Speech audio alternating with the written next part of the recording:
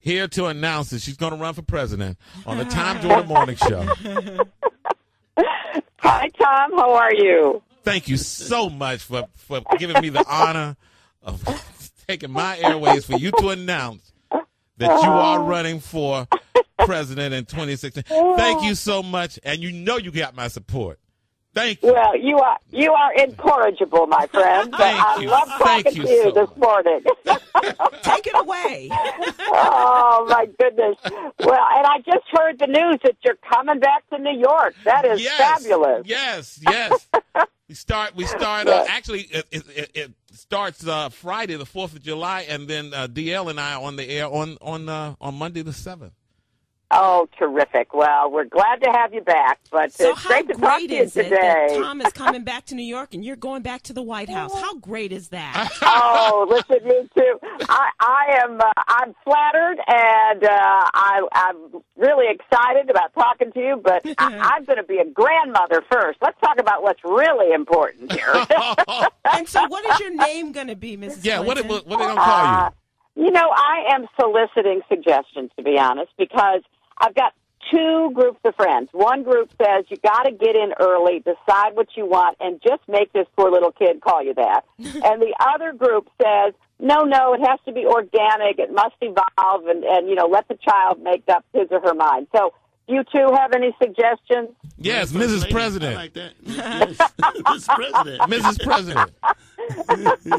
Grandma President. How about that? Yeah, well, it's so funny. I've been traveling around the country doing book signings and events about my new book, and literally the most common thing people say, it's not when you started the show with Tom, but it is, oh, my gosh, I'm so glad you're going to be a grandmother. Oh. So is that the hardest choice, is coming up with the name? Okay. Well, I'll tell you what, that's a hard choice I'm glad to make. As I write in the book, I've had personal hard choices. I've been involved with the president and, the hard choices we face as a country. But this one's a really, really easy choice and such a, wondrous experience for our family.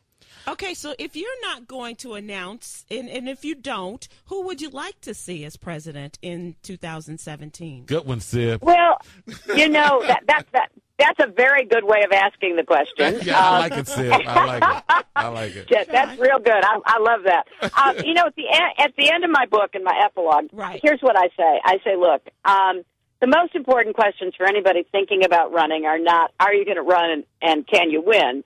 But really, what's your vision for the country, and can you lead us there? And, part of what I learned over 8 years in the Senate and 4 years working with President Obama is that you really have to know where you want to lead the country. That doesn't mean you'll get it done easily, because as we've seen with the president, there are all these obstacles and obstinance and just plain paralysis that, the other side has employed to prevent him from doing what I think you and I would agree he should do for all of us, and he keeps on plugging along and keeps pushing forward.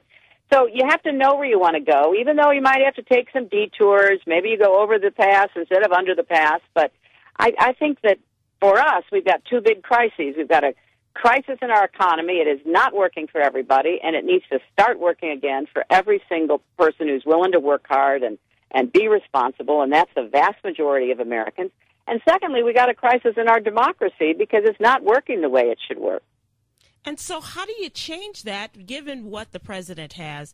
And let's say you are president in 2017, and you do have the same type of makeup in the Congress for the House and for the Senate. How do you change all of that paralysis and such horrific negativity? Yeah,